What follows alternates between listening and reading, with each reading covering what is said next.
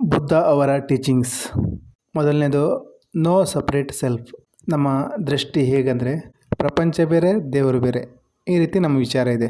ಗುರು ಬೇರೆ, ಶಿಷ್ಯ ಬೇರೆ, ನಾವು ಭಕ್ತರು, ದೇವರು ಬೇರೆ. ಈ ಲೆಕ್ಕಾಚಾರದಿಂದ ನಾವು ಸತ್ಯದಿಂದ ಟರ್ನ್ ತಗೋತೀವಿ. ಟರ್ನ್ ಅಂದರೆ ಸತ್ಯ ಬಿಟ್ಟು ಬೇರೆ ಕಡೆ ನಡಿತೀವಿ, ಎಲ್ಲಿಗೂ ತಲುಪಲ್ಲ. ನಮ್ಮೊಳಗಡೆ ಒಂದು ಐಡಿಯಾ ಇದೆ, ಮಾನ್ಯತೆ ಇದೆ, ಒಬ್ಬ ದೇವರಿದ್ದಾನೆ, ಅವನೆಲ್ಲ ಸೃಷ್ಟಿ ಮಾಡ್ತಾನೆ ಅಂತ. ನಾವು ಬಾಯಲ್ಲಿ ಹೇಳ್ತೀವಿ ಸಬ್ಕಾ ಮಾಲೀಕ್ ಏಕ್, ದೇವರೊಬ್ಬ, ನಾಮ ಹಲವು, ಒಬ್ಬನೇ ಈಶ್ವರ, ಅವನೇ ಮೇಲ್ಗಡೆ ಕೂತು ಈ ಪ್ರಪಂಚನ ಸೃಷ್ಟಿ ಮಾಡಿದ್ದಾನೆ ಅಂತ. ಆದರೆ ಅದನ್ನು ಸರಿಯಾಗಿ ಆಳವಾಗಿ ನಾವು ಅದನ್ನು ಅರ್ಥ ಮಾಡ್ಕೊಂಡಿಲ್ಲ. There is no separate self, god. ದೇವರು ನಮ್ಮ ಒಳಗಡೆ ಇದ್ದಾನೆ, ನಾವೇ ದೇವರಾಗ್ಬೋದು. ಇನ್ನು ಎರಡನೇ ಟೀಚಿಂಗ್ ಬಂದು ದೇರ್ ಈಸ್ ಸಫರಿಂಗ್, ಅಂದರೆ ಇಲ್ಲಿ ದುಃಖ ಇದೆ, ದೇವರಿದ್ದಾನೆ, ಅವನೇ ಎಲ್ಲ ನಮ್ಮ ಹಣೆ ಬರೀತಾನೆ ಅನ್ನೋದನ್ನು ಸೈಡಲ್ಲಿಟ್ಟು ಆಧ್ಯಾತ್ಮದಲ್ಲಿ ನಿಜವಾಗಿ ನೀವು ಆಳಕ್ಕೆ ಇಳಿಬೇಕು ಅಂದರೆ ಮೊದಲು ನಾವು ನೋಡಬೇಕಾದದ್ದು ಜೀವನದಲ್ಲಿ ದುಃಖ ಇದೆ. ನಾವೇನು ಮಾಡ್ತಾ ಇದ್ದೀವಿ ಅಂದರೆ ದುಃಖ ಬಂದರೆ ಈಶ್ವರ ಪರೀಕ್ಷೆ ಮಾಡ್ತಾ ಇದ್ದಾನೆ ನಮಗೆ, ಈ ರೀತಿ ಅನ್ಕೋತೀವಿ. ಹಾಗಾಗಿ ನಮಗೆ ಈಗ ಕಾಣಲ್ಲ ಅದು. ನಿಜವಾಗಿ ಆಧ್ಯಾತ್ಮಿಕದ ಆಳದಲ್ಲಿ ಇಳಿಬೇಕು ಅಂದರೆ ಜೀವನದಲ್ಲಿ ದುಃಖ ಇದೆ, ಅದನ್ನು ನೋಡಬೇಕು. ಇನ್ನು ಮೂರನೇ ಟೀಚಿಂಗು ಕಾಸ್ ಆಫ್ ಸಫರಿಂಗ್. ಆ ದುಃಖಕ್ಕೆ ಕಾರಣ ಏನು? ಇದು ಬುದ್ಧ ಅವರ ನೋಬಲ್ ಟ್ರೂತ್.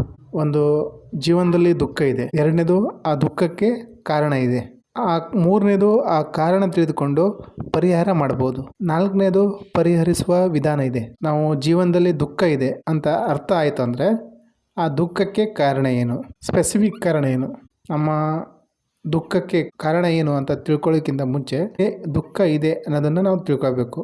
ಆವಾಗ ದುಃಖದ ಕಾರಣ ಸಿಗುತ್ತೆ. ದುಃಖಕ್ಕೆ ಸ್ಪೆಸಿಫಿಕ್ ಕಾರಣ ಅಜ್ಞಾನ.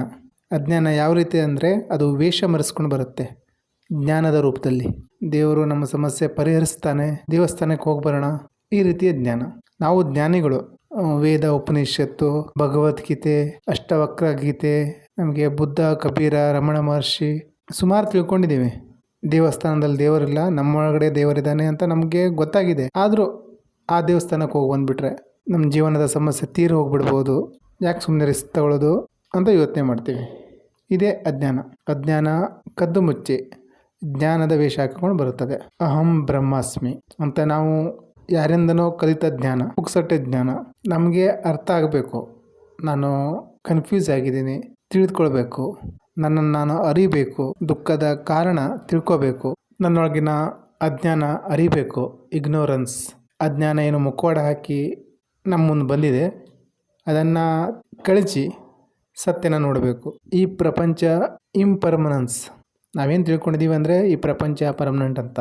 ಯಾಕಂದರೆ ದೇವರಿದ್ದಾನೆ, ದೇವರು ಸೃಷ್ಟಿ ಮಾಡಿದ್ದಾನೆ, ದೇವರು ನೋಡ್ಕೋತಾನೆ ಅಂತ. ಸತ್ಯಯುಗ, ದ್ವಾಪರ ಯುಗ, ತ್ರೇತಾಯುಗ, ಕಲಿಯುಗ ನಾವು ಇರ್ತೀವಿ, ಬೇರೆ ಬೇರೆ ಜನ್ಮ ಎತ್ತಿ ಒಳ್ಳೆ ಜೀವನ ಬದುಕ್ತೀವಿ, ಈ ರೀತಿ ನಾವು ಅಂದ್ಕೊಂಡಿದ್ದೀವಿ.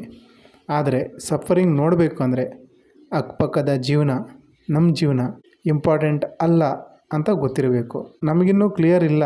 ನಮ್ಮ ಅಕ್ಕಪಕ್ಕದಲ್ಲಿ ಓಡಾಡ್ತಿರೋಂಥ ಒಬ್ಬ ಮುದುಕಿ ನೋಡಿದಾಗ ನಮಗೆ ಫೀಲ್ ಆಗುತ್ತಾ? ವಯಸ್ಸಾದವರನ್ನು ಕಂಡು ಕರುಣೆ ಬರುತ್ತಾ? ಎಲ್ಲಿ ಇಂಪರ್ಮನೆನ್ಸ್, ಅಶಾಶ್ವತ ಕಾಣುತ್ತೋ ನಾವು ಮುದುಕರಾಗ್ತೀವಿ ಅಂತ ಅರಿವಾದಾಗ, ಅವ್ರ ಜಾಗದಲ್ಲಿ ನಮ್ಮನ್ನಿಟ್ಟು ನಾವು ನೋಡಿಕೊಂಡಾಗ, ಆವಾಗ ಜೀವನದ ಬಗ್ಗೆ ನಮ್ಮ ಫೋರ್ಸ್ಫುಲ್ ಅಟ್ರಾಕ್ಷನ್ ಏನಿದೆ ಅದು ಸಡಿಲಾಗತ್ತೆ.